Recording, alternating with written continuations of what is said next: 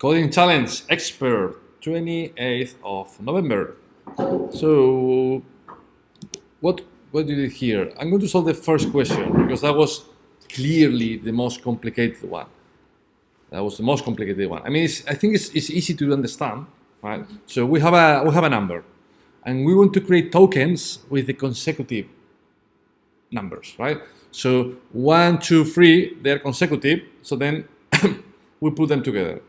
5, 6, 7, they're consecutive, and 8 also. So 5, 6, 7, 8, they're consecutive. So we put them together as well, right? In the last example, so 1, 2 consecutive, one element, 4, 5, 6, 7 consecutive, one element, and 9, yeah, it's single number, so it goes at the end in a separate index.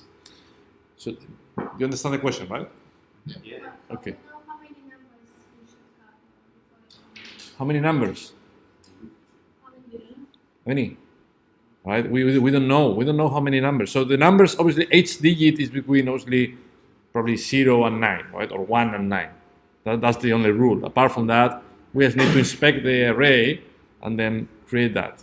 Oh, so this how much should they are consecutive? Yep, yeah, exactly. That's the rule. They have to be consecutive, right? So I think that question is way more complex than it looks like, right? When the first time you tackle it.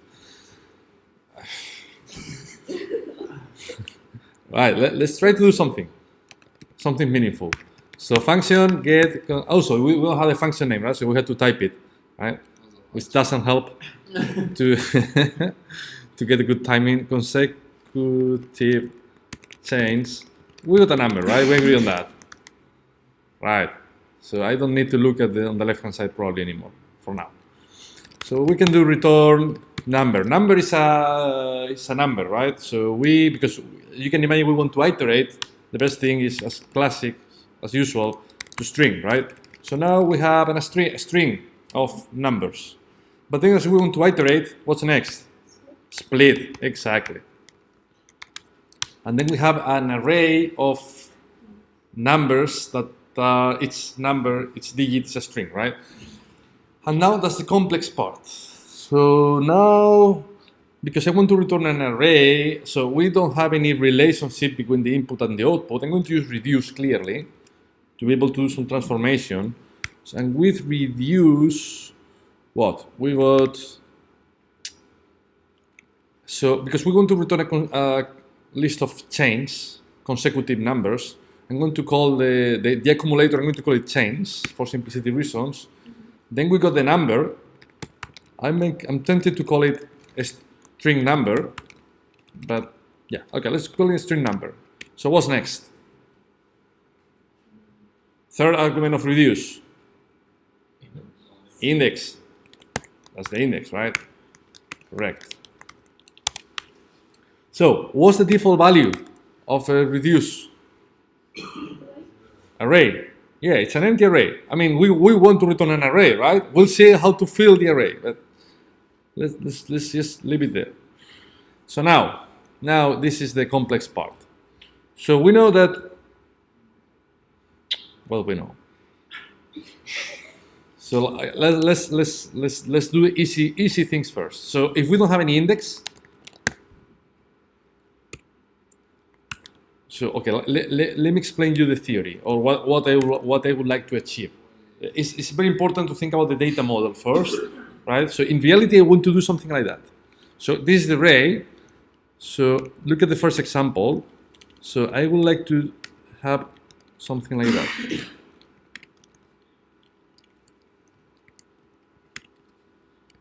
You got the idea, right?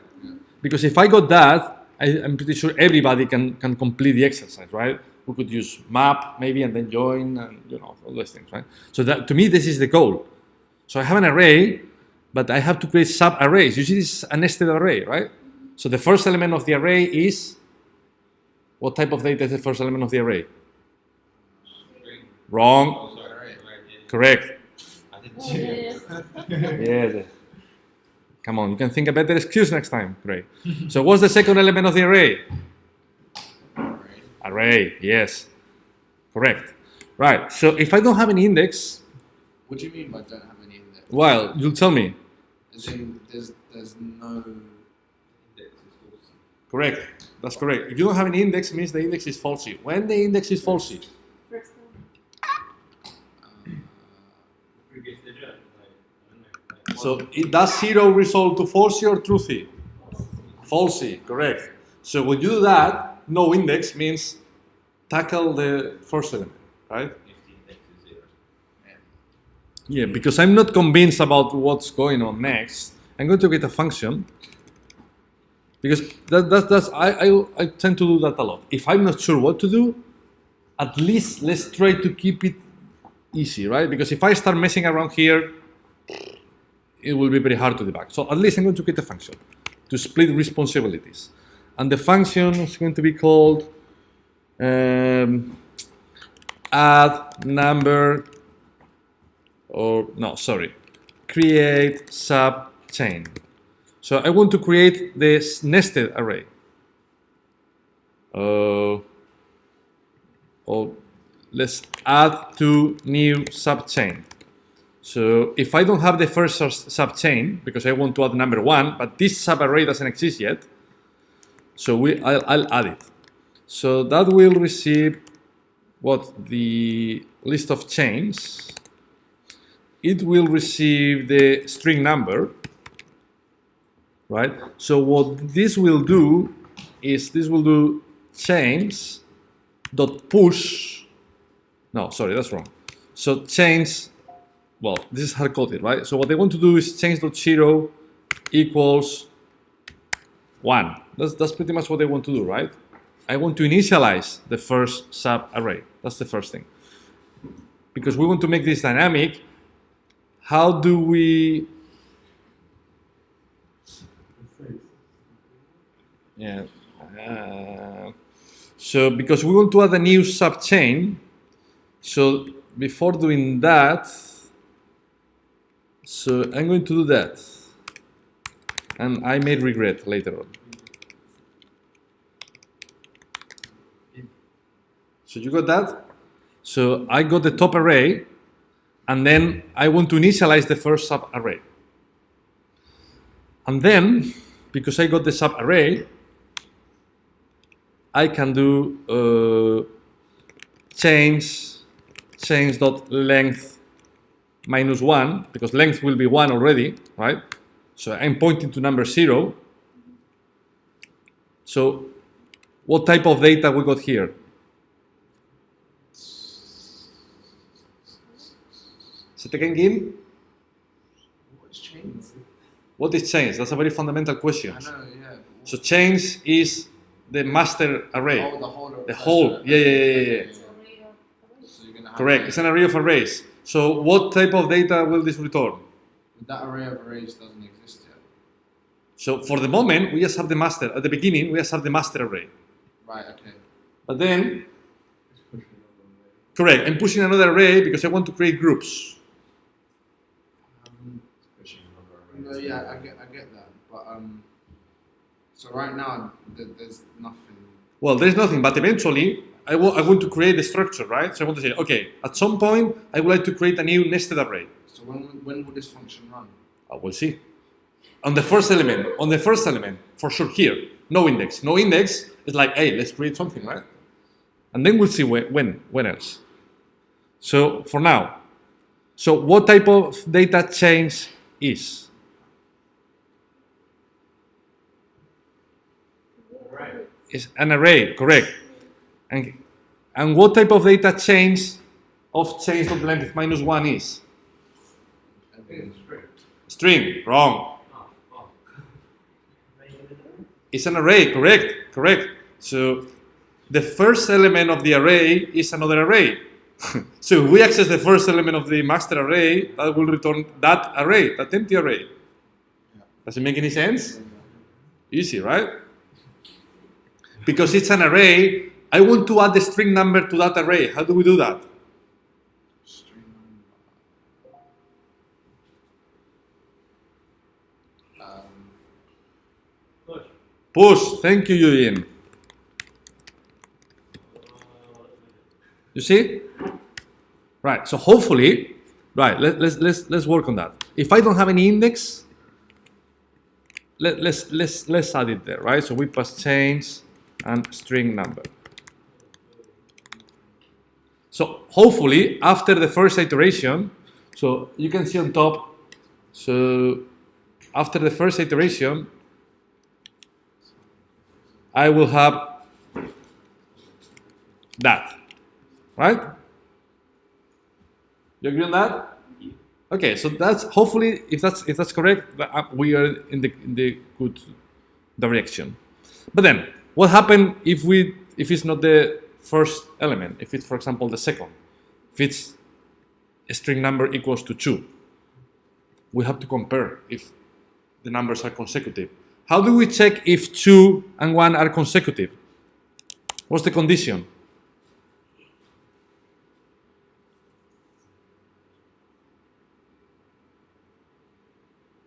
If 2 and 1 are consecutive. Yep. What is 2, first of all, on the second iteration? What's a string number? It's the element. It's the element. So on the second iteration, what's the value of a string number? This case 2. 2, that's correct. A string number is 2. So I want to check if a string number is the same as the previous number plus 1. That's the idea, right? If a number is the same as the previous plus 1, they are consecutive.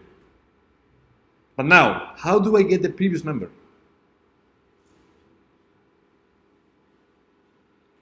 Index minus 1. Index minus 1. Wrong. Oh man. Index minus 1. What index minus 1 will display on the second iteration? 0. Correct. The first element. No, it will display 0 because on the second iteration, index will be 1. So 1 minus 1 will be 0. That doesn't make sense, right? We don't want to compare Is against the index 0 not the first element? the index 0 is the first. The index 0 It's the first element. is the first element, Yeah. but we don't have the value. I want to see the value on the first element, not the index. Oh, we need the array. Correct. We need the array. How can we pass the array? We need to add and to reduce for Correct. That's the fourth argument, right? So if we pass the array here, we have access to the array of individual numbers. Based on that, now, how do we access the previous number if we already have the array and we have the current index? Array, square brackets, like that? Correct. So we're checking if a number is the same as the previous number, plus 1. Will this work? Can anyone spot any problem with that expression? It's not a number. Correct. One of the reasons why I call it a string number is because this is not a number. So if we want to compare things, what? Say it again, Jin? So we're gonna put that string here. So we need to compare this number. Correct. You can do that, right?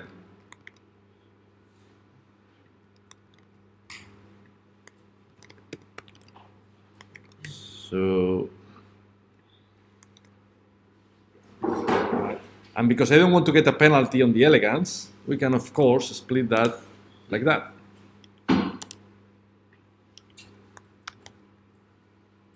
You see? So let's recap. If we are on the first element, first index is 0, then create a subchain.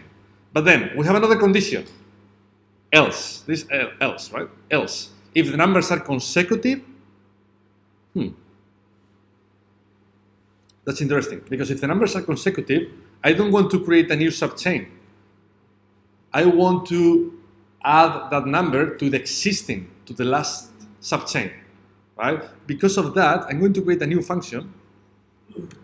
I'm going to call it function add to current subchain, for example, change a string number.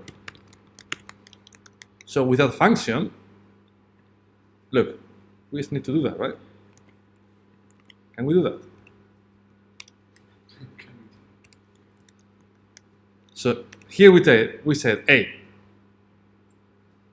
give me the last subchain and then just add a new number, right? It's as simple as that. And obviously now we can reuse that function multiple times.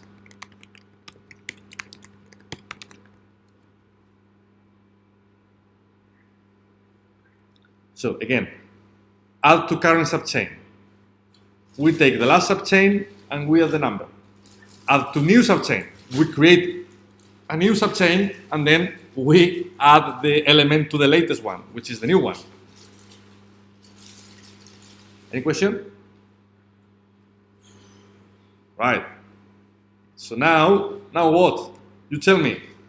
So if the numbers are consecutive, which method do we call? Add to new subchain or add to current subchain? Add to current. Correct. We want to add two to the same subchain as one because the numbers are consecutive, right? So add to current subchain. Change a string number. I'm going to rename it to add to subchain for simplicity reasons. And then that's the thing. Else, what? If the numbers are not consecutive, what? Add to new subchain. Correct. If the numbers are not consecutive, we want to add it to a new subchain.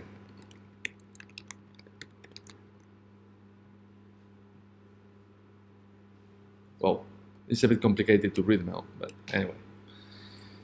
Right. So hopefully, at the end of the iterations, we'll have that structure. An array of arrays, so the first sub-array, 1, 2, 3, the second sub-array, 5, 6, 7, 8. If we manage to do that, now it should be way easier to complete the exercise.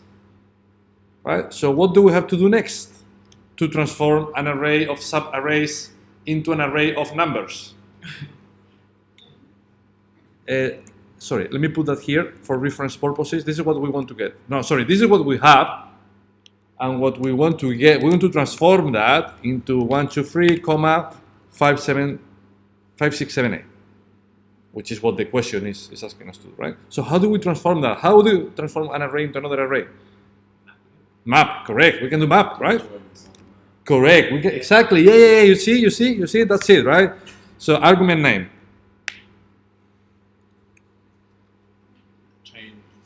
Change. I'm going to call it again. In. So the first element will be that, right?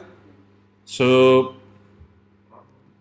I don't know. Can we call subchains or consecutive string numbers? I don't know. Subchains, right? Because in reality, what type of data subchains is? It's an array, correct. So now we focus on an array of strings. How do we transform an array of strings into a number? Into a number. Correct. Victor is right. So we can do number and then subchains dot join, something like that. Right.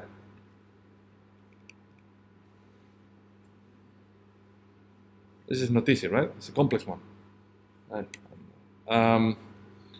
We can even simplify the if-else expression, but I'm not going to do that now. So I would like to see if that makes any sense. So let's review the code. So we got a number, we convert it to a string, then we split it, so we have an array of strings, and then we reduce. If it's the first element, then add to the new subchain. So change is an empty array, so add to new subchain.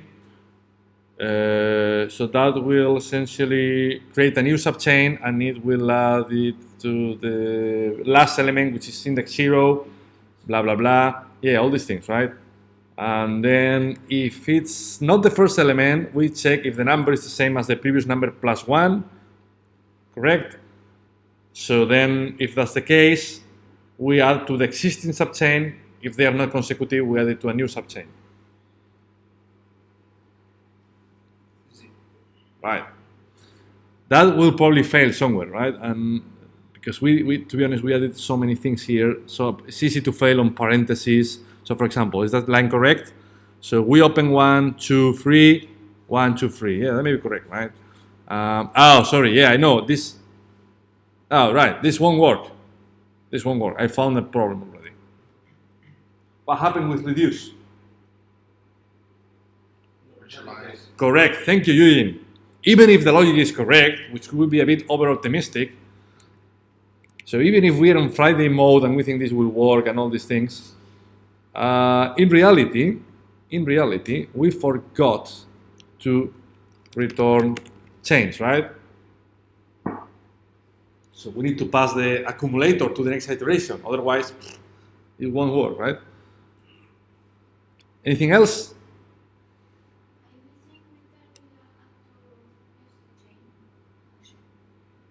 Say it again. Are you missing return and add to new subchain function?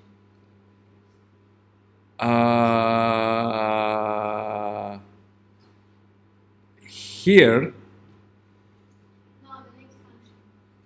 add to new subchain. So that's the thing. So because we're playing with arrays, that's a really good question. We are not returning anything. Do you notice? This function, they don't return anything. But that's fine, because we don't want to return anything. We have an array, we just want to push values to the array. Right? Cool. Should we try? Will it work, yes or no? No? Why not, Kim? No, that's fine. I mean, I'm That's too much. that's too much. Yeah. I mean, I think it will chances to have this working at the first attempt is probably 30 to 35%. We're missing a colon the first time we invoke add to new subject. We're missing a colon. That's correct. That's correct. That's correct. That's correct. Yeah, you see, so Gray spotted an issue. That's absolutely correct. So look, we got a ternary operator here, and then we do if whatever, then do something. But this is else, right? What happened on the ternary operator? So Gray is correct. We're missing that. Nice one. And look at the color. You see? All right. So that's a really good point. Anything else? So now chances to work is 36. 36. No, it's probably above 40 already. 40, 45. Any issue, anyone? No? Press? Ah, look at that. Nice one, right? Right. The only thing I will change here, to me, this expression is a bit complicated, right? So I will still change that. Because look, in reality, add to new subchain will happen in two scenarios. If we don't have any index, or if the numbers are not consecutive. You agree? Yeah. So can we change? Let's see if we can change the if conditions. So, for example, look, can we change the condition? So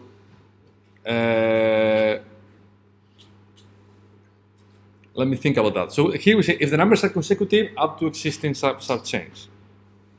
So can we do that? Can we change the condition? So if the numbers are not consecutive,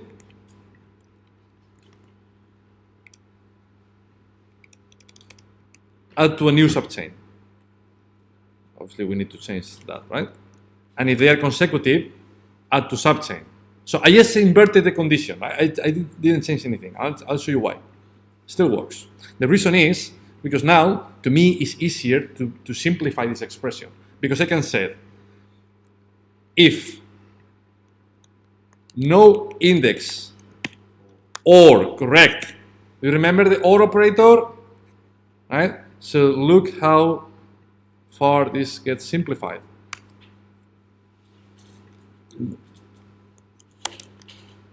Whoa, that's too much, right? So just give me a second. Oh, that's super weird indentation, right? So I'll fix it in a minute.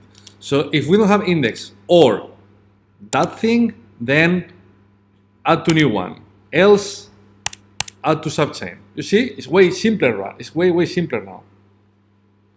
So if we don't have the index, see if this is truthy, will this be evaluated? Yes. Why? Even if it's falsy, it's still correct. No, I said if it's truthy on the first iteration, this is truthy. So what happened, truthy or something else?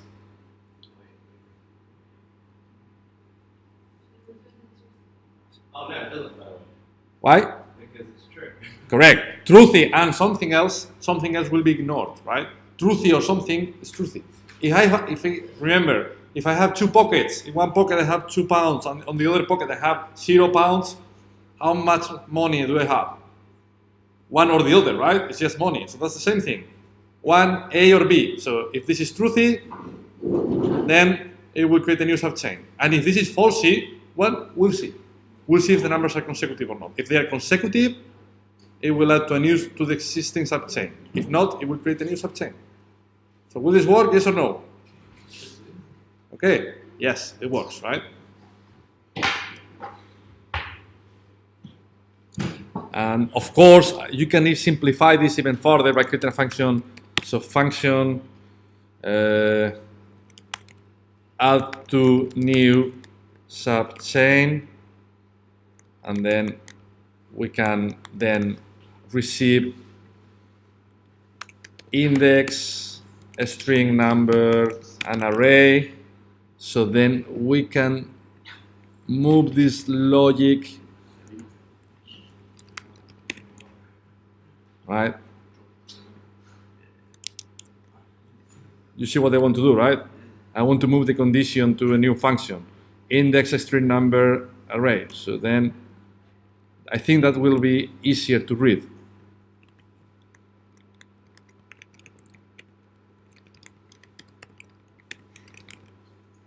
No, not change, sorry. Yeah. So that's index, string number, and array. Using the same name for the function. Oh, really? Oh, add to new. Oh, that's true. So is new subchain, right? That proves is a boolean, right? Is new, because that's if true or false. Right? Is new subchain, add to new subchain. Else, right? So because of the, let's see if it works first. Yes, it works, right? So the thing about this strategy is, I mean, the complexity is here. But I hope, because we have created multiple functions, now at least this is easier to read. Is new subchain, add to new subchain. Else, add to the current one, right? Any question? No? Okay, so let's leave it here. Let's quickly, let me see how you solve it. That's not really. So, great. So, the main problem here is, yeah, so first of all, this is completely unreadable. It doesn't scan at all.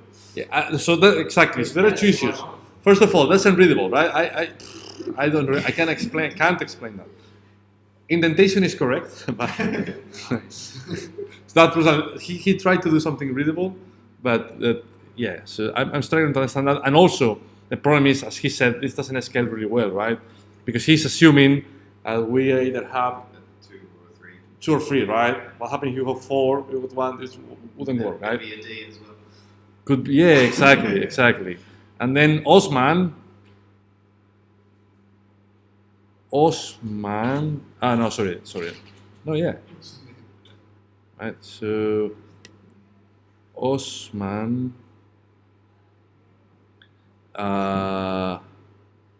so he started doing the same thing.